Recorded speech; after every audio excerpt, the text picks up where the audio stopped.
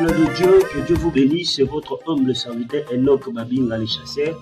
Bien-aimés, bientôt nous avons une très grande campagne d'évangélisation dénommée Opération Botola Satana Bandimi. C'est l'opération auquel Dieu nous a donné une vision d'aller évangéliser, surtout dans des villages, dans des faits fonds. Engagement Oyo Sali Nanzambe et Zapona Libela. Yango pe kokotisa yo bokonza liko ikolo yango tamozo sala ngo sala ngona motema no mobimba kongola maboko loba kolo Yesu. Bien-aimés dans le Seigneur, cette fois-ci nalingi to salango elongola yo na nzela ya koyiba na kosunga mosala oyo de faire des achats de Bible. Bien-aimés dans le Seigneur, la Bible incarne la parole de Dieu. La Bible donne la vie. Je crois au nom de Jésus-Christ de Nazareth que Dieu aussi te donnera la vie sur tous tes domaines. C'est pour cela que nous sommes achat la Bible. N'hésitez pas de nous contacter car la Bible nous dit allez et faites de toutes les nations mes disciples. Cette fois-ci, nous voulons le faire avec toi. Le Seigneur ne manquera pas de vous bénir. Bien-aimés, une mission primordiale que Dieu nous a donnée sur le salut des âmes. Que le Seigneur vous bénisse. N'hésitez pas de contribuer, d'acheter des Bibles. Dieu ne manquera pas de vous bénir. Famille.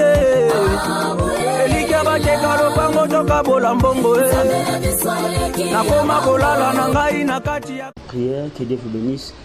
Seigneur Jésus-Christ, na pesio nga oyo, molimo mo santo zala mo kambela nyoso, joie direction, na telemeli nyoso za nzambete, au nom puissant de Jésus-Christ de Nazareth, Saint-Esprit, tika tengana disparaître, yondo zeshika na ngai na kombo na Jésus-Christo. Amen. Zambe a pambola biso. Bae bozo yeba kolanda ngai na ngonga o émission o ekomeli biso salango pena large division nzambe akozanga te ko pambola yo et na ina thème o nzambe a peshinga pendant ce temps eza vaincre les otages na biki pendant na bandoteya et nous allons comprendre pourquoi nzambe a sili ko pesha thème oyo. D'abord on a kotalisa biso vaincre les otages, le mot otage qui veut dire ko priver mutu na eloko mora zalaki nango à d'autres termes qu'on enlevé. Vous allez remarquer dans les mots otage, il y a les mots qui se cachent, c'est un mot ôter.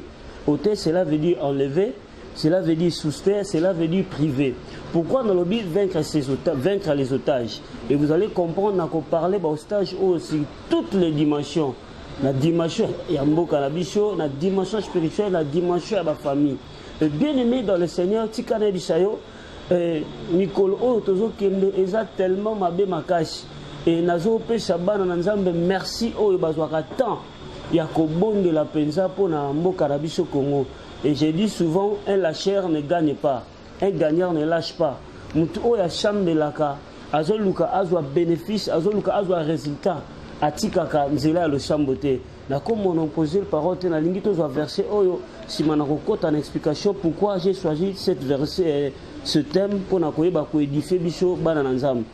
Nous allons mukana na Actes des Apôtres chapitre 12 verset 1 à 12 na otanga partie par partie et bisika bozoy banda ko boyeba ko continuer ko sala lecture oyo et ça vraiment un message très très prophétique. Bible zolo bana verset 1 vers le même temps le roi Hérode se mit à maltraiter quelques membres de l'église. Il fit mourir par l'épée Jacques, frère de Jean, voyant que cela était agréable aux Juifs. Il fit encore arrêter Pierre, c'était pendant les jours de pain sans levain. Après avoir saisi et jeté Pierre en prison, il le mit sous la garde de 4 escouades, de 4 soldats à chacune, avec l'intention de le faire comparaître devant le peuple après la Pâque. Verset 5. Pierre donc était gardé dans la prison et l'église ne cessait d'adresser pour lui des prières à Dieu. J'aime ce verset. Pierre donc était gardé dans la prison et l'église ne cessait d'adresser pour lui des prières à Dieu. Bible Sangana Mokanda, il y a un homme qu'on appelle Pierre. Pierre qui était parmi les leaders de l'église primitive. Oh, Jésus-Christ avec la biso. Un jour, Jésus a dit à Pierre, à toi Pierre, à toi je bâtirai mon église. On a dit comprendre que Pierre a qui parmi les leaders de l'église primitive. Mais ma commune en Zambé, na époque moko, et zalaki na roi moko comme on est zalaki Hérode.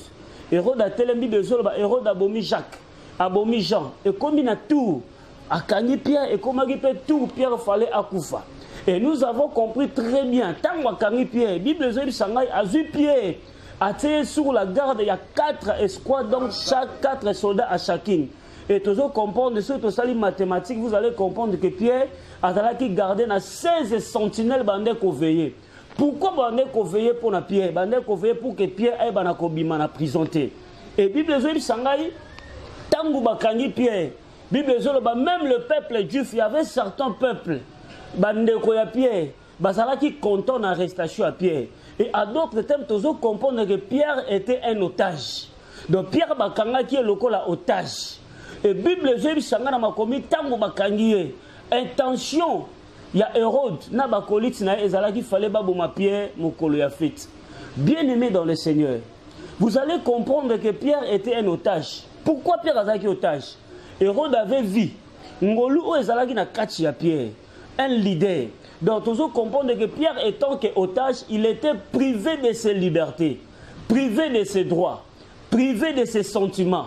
Parce que Pierre n'a qu'à sa prison, il ne pouvait rien faire. Un prédicateur de l'évangile, moyen athée à l'issue sous sangomalam et zalakité. Bien aimé, Pierre, et cause à la image de la famille nayo, et cause à la image de Mboka Nabisope Congo Ezako Kangama. Vous allez remarquer ces derniers temps pour Congo ils ont pris en otage. Ils ont un groupe à Batumsou Subao Sepela et groupe à Batumsou Subao Lela. Et nous comprenons que Congo aussi est détenu. Pour Congo ils ont en otage. Mais le qu'on a sepelé dans verset 5 Bible l'église ne cessait de dresser des prières à Dieu pour Pierre. Balobi et Tonga, l'église que je parle, les églises bâtimentées. L'église on a ils ont assemblé il y a des chrétiens au basanga na foi ya kondimakati na Yesu Masiya. Ils ont bâtimenté. Les églises ya batu. Et bien aimé dans le Seigneur, mon cannabis au Congo ils ont le roi na otage. Dieu a besoin de l'église. L'église c'est toi et moi. Que nous devons prier pour que Congo ait banako bimanotage oyo ngana ebisaka bana nzambe soko chambeli pona mboka na ote mutako chambela ko lekaya zate makomi na nzambe zo ebisanga boye quand Pierre était arrêté église tellement que vanda ki kimiate bien-aimé dans le Seigneur nalobi Pierre eza image ya mboka na yo oyo eza pris en otage. Il y a des Congolais qui sont privés de ses droits. Un otage c'est quelqu'un qui est privé de ses gloires, de ses droits. Un otage c'est aussi quelqu'un qui vit en dépend de celui qui le détient. Donc cela veut dire Moutou à vivre les sources de Makamia vivre. Pierre Azala qui prédicateur évangile, mais abandonné comment ça la sous évangile c'était parce qu'Azala qui détenu, Azala qui otage. Vous allez remarquer que un otage il dépend de celui qui l'a détenu. Mboka na biso ba Congolais belé baby que Congo est en richesse, mais le col à toi otage. Biso momento c'est pour la richesse des athées. Ils ont droit à biso les richesses que Dieu a déposées au Congo. Mais vous allez remarquer il y a un groupe de gens qui ont détenu Mboka. Nana pocha bana nanzambe to tellement l'église avait levé. L'église avait compris. Hérode à cette époque-là, Hérode azalaki roi. Bien-aimé dans le Seigneur, mutakoka ko chamba Hérode azate. Mukoka ko faire face Hérode azate. Et l'église va comprendre. Il y a une solution qui pouvait venir de quelque part, c'est la prière. L'église ne cessait de dresser des prières à Dieu pour Pierre. Ils ont prié Nzambe Kangola. Pour que ce pays sorte de cet otage. Bien-aimé Kolembate, vous allez remarquer l'église n'a jamais cessé. Jusqu'à ce qu'ils ont vu la libération de Pierre. Peut-être qu'on changer de sujet. Aussi longtemps que otage. Moi, Nzambe Kolembate. La prière c'est une force. Ils ont compris. Il y a quelqu'un qui est assis à la droite de Pierre. Ceux qui ont la dérogation, ceux qui ont la demande de pas Hérode à libérer Pierre. Hérode a libéré Pierre. Hérode c'est pratiquement impossible. Nenemi sapé ba nanzam. Lelo toko sala ba dialogue ya ndenge la ndenge d'ailleurs tout le monde plusieurs dialogues na kati mboka Congo. Tout le monde 1+4. Vous allez remarquer tous les dialogues, tout ça et aboutir à la solution. Mais il y a une solution. La solution, qui peuvent nous amener cette solution. C'est Jésus-Christ de Nazareth. C'est quelqu'un qui est assis à la droite du Père. Avant d'apprendre à pambate, nana posa bana na nzam. O bazana bolingwa Congo, il faut to chambela. To bimisa mboko na kati otage. Bien aimé, ceux qui ont chambelité mutako chambela koleka zate. La prière c'est une force. L'église avait compris. Tozana mundu ki moko batike la biso za lo sam. Tangu babandi ko chambela. Lokola nzamba za la ka faible na prière. Bible zolo bana verset autour lana. Nzamba zotinda ange a kene ko libérer Pierre na prison. Qu'est-ce qui a occasionné la libération de Pierre? Qu'est-ce qui a fait en sorte que Pierre puisse vaincre ses otages? C'était la prière. Maman, ozola nanga na ngonga o. Na ko révolter foi na yo. Ko lemba ko chambela te pona libota na yo. Ko lemba ko chambela te pona mboka na yo. Ko lemba ko chambela te pona situation na yo. J'ai dit un otage c'est quelqu'un qui est privé de ses droits. C'est quelqu'un qui vit indépendant. Et un abatumusus un otage, il y a maladie moko quelconque. Et comme il y a yo maladie en local le kanga yo otage. Avant bimabé faut me là-bas de le prendre. Bien aimé dans le Seigneur, nous avons yo à ça là pour me la rabaki si temps à autre. Il y a une solution. La solution c'est la prière. La Bible saramo ananzam. Ba repesa yo mbongo. Namona ba papa bazara na mbongo bazara na mituka batike libana mais tangu papa kufi mama kufi famille telemi e botoli bozunions mais soki nzam soki papa na maman batike liyo yesu na prière tu seras toujours vainqueur ata ba botolo mituka nzamba osala etezonga. Je vais dire à quelqu'un c'est l'ère de la révolte. Il faut bimanotage wana. Mboka na biso il faut bimanotage. Ya ba okipa o bazwa ba droit na biso. Et moi je me dis souvent, moi-même je suis né au Congo. Oh bazan qui ba kolta biso moko to sa jour na ngote. Allez-y comprendre que eza na piège moko eza na otage moko bakangi. C'est pour ça na biso ba na nzambe moko bazo chambela na ngonga oyo. Ba na nzambe ba luka kanzam. Ne vous fatiguez pas. Il faut toujours prier. La prière c'est une solution. La prière brise le mirail. L'église avait compris. Toko chambane redouté, mais il y a un avocat auprès du Père. Ceux qui t'ont belé a tout na kutu droit et redouté a robimisa Pierre na kati ya prison. Les nabi chamutu moko ceux qui t'ont belé nzambe na mboka na biso. Nzamba otu na bakonza mboka te pa pesa biso liberté. Nzamba otu na bakonza mboka te poto jouir na bénédiction mboka te. Il doit s'imposer comme Dieu. D'ailleurs, je vous annonce, vous allez remarquer ces derniers temps, il y a beaucoup de signes. Et Nzamba Peshiba Congolais presque n'y se sentir révolte moko. Il y a des gens qui ont les soucis de sortir de cet otage. Et moi je crois à la force de la prière. Nous invité au maman Zola Nangai, papa Zola Nangai. Et comme il temps, Oyo Nzamba, il faut abimisa son otage. Mouto Aza à droite du Père, ce n'est pas n'importe qui. Il doit s'imposer. Oyebisogi église bakendaki na démarche aucune ça va côté ça dérogation pour Pierre m'a poussé ngo simbate. Mais va comprendre au-dessus de Rhodes, il y a quelqu'un qui s'appelle Jésus. Ce qui est lié à Robimisa, Pierre n'a qu'à sa prison. Et bien aimé dans le Seigneur, Dieu est capable. Il y a Robimisa n'a qu'à otage wana. Nzamba zana makoki. Il y a Robimisa mboka na biso na qu'à otage. Nzamba zana makoki. Il y a Robimisa santé non otage. Mais c'est par la prière.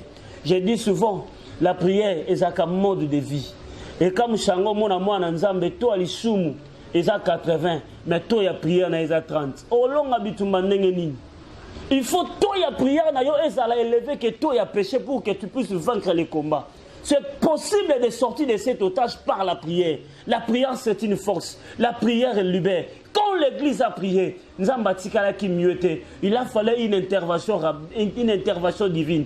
Peut-être que ngana ko bima na situation ndeni Congo ko bima na situation ndeni ngana ebisio déjà lelo soki to zeli ba dialogue to zeli ba ndenge na ndenge solution ya ngano soto sambeli dans la sincérité nzambo a libéra qui Pierre il est capable de descendre yakoya ko libérer mboka na biso il est capable de descendre yakoya ko libérer vina yo mutozo la nangai na sambeli na kombo na Jésus-Christ de Nazareth soki za na maladie moko kanga ki otage. So que ça na situation moko est retenue vina yo. Si y a aussi des gens oyo ba vandeli mboko pour ba maintenir mboko za na toujours na souffrance. L'heure est arrivée. Nzamba zo telema pour que abimisa biso na kata situation oyo pour que toutes les otages soient brisés au nom de Jésus. Na nebisa mutu moko zo la nangai. Tika nzambe alola. à travers vidéo aux Hollande, que la main du Seigneur, que la main de Tout-Puissant, à travers la prière, Nzambatala là où tu étais détenu, Nzambatala eloko maintenant qui en otage, Nzambatala eloko kanga kio, que Nzambatala situation où est pendant longtemps, tu es privé de ses droits. Moi au temps de la issue c'est parce qu'il y a une maladie qui te retenu, malgré au salaba mouvement parce qu'il y a quelque chose qui te ronge, mais je t'annonce, comme l'église avait prié, Yopé Chambela. La prière, c'est une force. Non, si ça n'a témoignage, bien aimé dans les Seigneurs, il y a une famille, au monde de Tovan, dans les Africains, et ça qui n'a pas en France, ma voisin. Et ma part, on m'a balé, libota moko nzamba bandio pambolango makasi nzamba sali bango ngolu parce que c'était une famille assue par la prière. Et il y avait une maman en face, et maman oyo qui jalousie. La bisaka bana nzamba o azana molimo mo santo solo. Soki nzamba pamboli muninga. Il faut se peler les pambola muninga. Vina biso za la calendrier.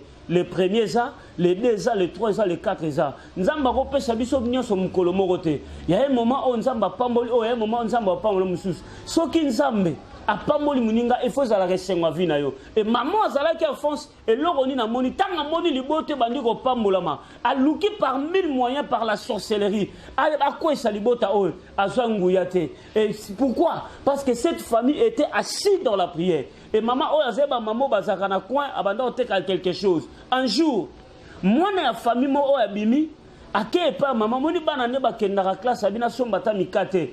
Apesi maman bon, maman bio c'est le moment important. Na lukara porte d'entrée à kokota na kati liboto na zoarate pour na détruire bango c'est le moment nga fona kota na kati. Et tango meki envoûté mikate mona komi na kati sa classe. Oyebi mwana oyo on lakisi culture ya prière. Même ata muninga soka kabele loko ifwa chambe. Les arts scandale na papa na maman nenge bola la bola muka omona muta chambelité ça scandale grave. Bien aimé dans le Seigneur, la prière c'est une force. Sauf que péchiba na culture ya prière.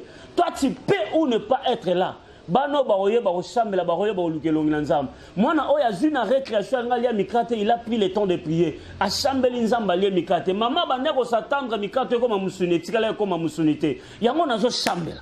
Mutu nyosa za na projet mabe. A retenir famille en otage. Tika nzamba confondre au nom de Jésus. Muta konfouté bana no tika nzamba kutana au nom de Jésus. Tangu mona lia mikate sale le côté vers la nuit. Maman oya ye il a crié que porte zalaki ya kofungama aluki akota na kati ya liboto. Tango akomi pene akota moni nzele zate. Le kola ndoga zarateti aluki a insisté. Ameki première fois simbité, deuxième fois simbité, troisième fois tango ameki nzamba frappé. Pourquoi? Maman na papa ba pesaka bana culture ya prière. Ata muninga kabelo loko zo ata osambela. Et tango maman aleki simbité, nzamba eko frapper maman akota ndako. Yango nazo sambela mutu nyonso atelemela ka famille na yo. Alukaka okweya, alukaka shit na yo. Tika nzamba kota na ye. La Bible me dit ceci. Pierre était libéré par la prière. Moi je crois. Congo sera libéré de cet otage par la prière. Mais ça, je t'invite toi et moi. Tout le matin, papa, mais banda to banda ressemble. Maman, il y a un temps pour toutes choses. Bana Israël, qui n'a otage égyptien pendant longtemps. Mais il y avait un jour, le Seigneur avait décidé, il a libéré on a 4 Égyptes. Moi, je crois, notre pays sortira de cet otage. Et la Bible me dit, na simelo sambo lokola nzamba yokaki, nzamba tindi ange. À qui qu'on libérait Pierre na kati prison. La Bible me dit ceci. Logo kamusinga Pierre azalaki garde azalaki na ba garde tout autour na ye. Mais na apparition ya ange na ba garde. Batikala ko mona ange à kotarité. Ba ko stutuka na tongo Pierre esabi magi na prison. Je prie au nom de Jésus-Christ. Tika bato bakanga mboka au Congo. Ba stutuka mboko se kangolami. Tika bato bakanga vina yo. Ba stutuka vino se kangolami. Tika bato bakanga famille na yo. Ba stutuka nzambe sa bimisio parce que Dieu s'est décidé. Yakoya ko kangola biso. Yakoya ko bimisa biso na emprisonnement. Mais il était faux. Il faut être assidu dans la prière. La prière c'est une force. Na commis presque na souka message nangai. Je sais pourquoi je parle de cet otage parce que l'heure est arrivée. Dieu veut libérer ce pays, le Congo. Que les démons ne veulent pas, que les occultistes ne veulent pas, ce pays sortira de cet otage. Et Zanangonga Oyo, Nzambe, Azome ma libération totale. Et Zanangonga Oyo, Nzambe, Azope Saba révolutionnaire. Après ça, tu poches le sam pour que Mboka Nabiso et Barako Kangolama. Yope Moutolandi vidéo. tika message ko taper na famille na yo, tika message ko taper na libota na yo. Si vous êtes retenu quelque part, ceux qui bakanga qui viennent quelque part, si Pierre était libéré par la puissance de la prière, je crois aussi toi tu seras libéré par ta prière. Je crois aussi ta famille sera libérée. Je crois aussi ce pays sera libéré. Au nom puissant de Jésus-Christ de Nazareth. Bien-aimé dans le Seigneur, l'église, bayeba kinzela, bayeba ki direction à koshambela, parce que ba combat bayeba ke lokomoko. Ceux qui sont dans sa puissant, mais il y a quelqu'un qui est assis à la droite du Père. Il est le tout-puissant. Il s'appelle Jésus-Christ de Nazareth. Ba belela ki. Oh, yamona bisaraba na nzambe. Confiance le peuple c'est pas Jésus. L'église avait compris, il faut au bon de la Jésus. Jésus n'aime pas libérer Pierre en prison. Et Jésus avait descendu. Na benga kainganga banganga. Na benga ke kisi ya bakisi. Nene bisa maman mo bazolanda vidéo yo. Belela kombo ya Jésus. Et l'eau connu ne kanga otage. Tant monsieur sa pauvreté, tant monsieur sa maladie. Au commis qu'on vivre en dépendant de cette médicament. Et comme il faut bimara, il faut melakis. Non. Tu dois sortir de cet otage. Parce qu'il y a quelqu'un que tu dois invoquer. Il s'appelle Jésus-Christ de Nazareth. Sauf que l'église est belle qui est. Dieu descendra pour te libérer. Naebinda kwa ngangate. Naebi kombo na Yesu.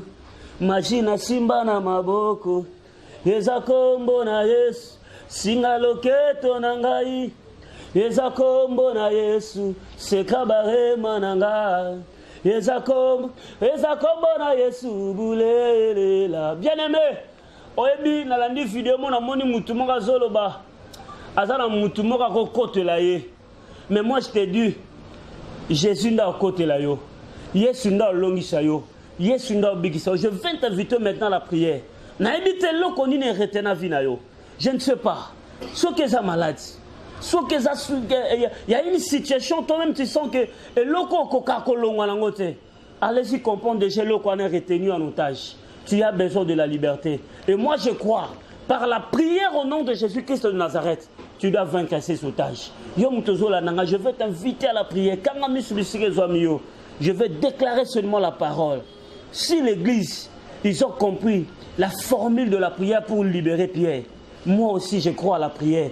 Que ce pays sera libéré. Moi aussi, je crois à la prière que ta famille sera libérée. Mais si que soit mieux, n'habitez maladie aux autres traversées dans ces derniers moments. N'habitez situation où il y a des otages. Il y a une maladie, ça a déjà 20 ans. Et ça a déjà 15 ans.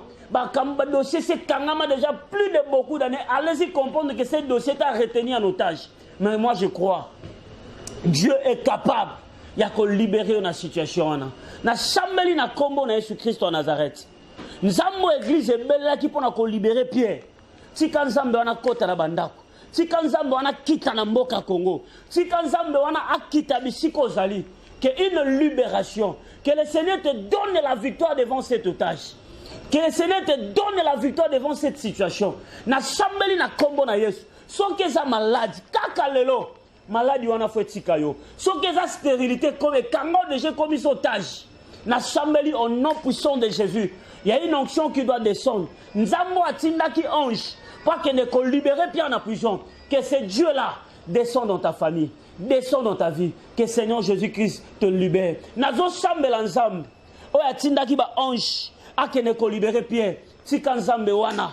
A kitana 4 croix ya mboka ya Congo. Pour que ce pays soit libéré. Au nom de Jésus-Christ de Nazareth. L'église n'avait pas besoin. Il y a au secours et pas Hérode.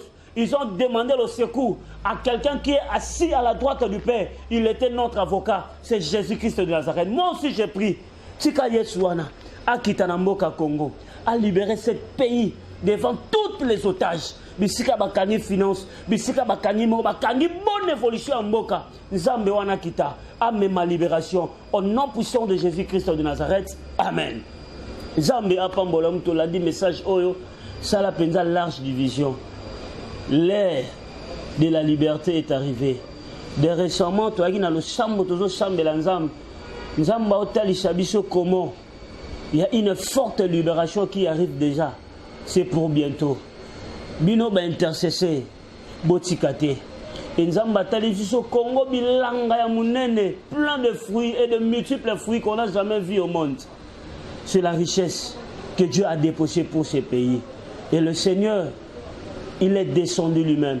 J'ai attendu le cri de mon peuple et je suis descendu pour le délivrer. Nzambe pas yo ki kole la prière yangana yo pour kita akangola mboka o. Nzamba pambolo mutolaninga, que le Seigneur te bénisse. C'est votre humble serviteur Enoch Babinga, chasseur de démons. Mon numéro n'a contact, vous allez poser assistance à prière, vous allez poser orientation moro prophétique, vous allez poser directive, n'hésitez pas.